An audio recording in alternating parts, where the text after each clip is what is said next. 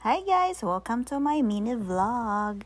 So today, November 17, dahil naimbitahan tayo na mag-join ng kanilang party dito sa Sailor's Return, kaya ito ako ngayon. At syempre, bago pumasok, punintahan ko muna yung magandang sunset dahil ang ganda ng sky.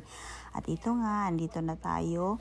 Papasok na tayo sa Sailor's Return Restaurant. Ito pala ay matatagpuan sa Stewart, Florida, dito sa USA. At yung taga-video ko ay isang kaibigan ko. Diba, hindi pa ako marunong mag-open ng pinto. Tanga-tanga lang, day. So, ito nga, ito yung papasok ng restaurant. O, diba, may nakita pa akong kaibigan ko or kapatid.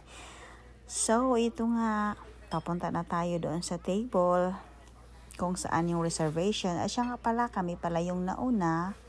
At yun nga, ito pala siya, yung kaibigan ko, nakasama ko tonight na magpa-party. Siya Celine. So, dahil nga nauna kami at wala pang tao sa reservation table, pinuntahan namin balik yung dock area, which is ang ganda talaga tingnan. Diba? O, makikita nyo naman. Ang ganda. Super. Pangalawang beses ko na pala ditong bumalik. So, ang first time ko dito was with my husband. So, I was enjoying it the first time.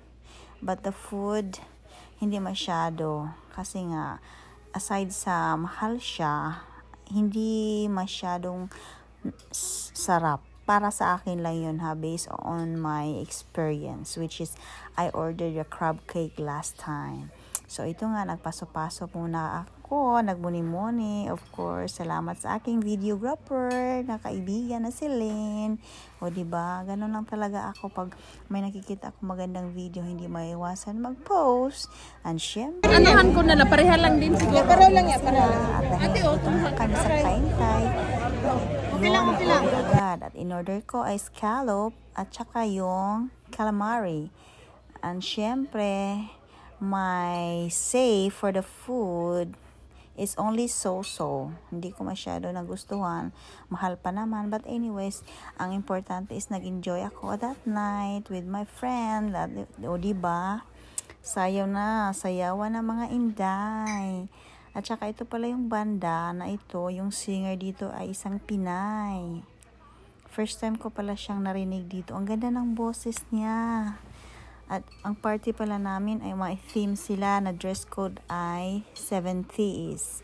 Ewan ko kung naka-follow ba ako. Basta kung anong nakita ko na suotin, yun ang ginawa ko. O diba? Ito talaga si ate hindi magpipigil. O, nagsi-cellphone pa rin la. Sige. Ang saya-saya pa naman niya na nakasuot daw siya ng ganyan. O diba? Cellphone is lifer na talaga ngayon mga inday. Yun lang, importante is masaya kaming lahat sa gabing ito. O diba, sayo pa more. Paminsan lang to guys. Kasi nga hindi tayo mahilig masyado sa ganitong buhay. Dahil nga madali akong mahilo sa mga lightings. Or sa mga light mismo sa disco. But syempre, overall masaya. May picture konti. O diba? That's it for tonight guys. Bye!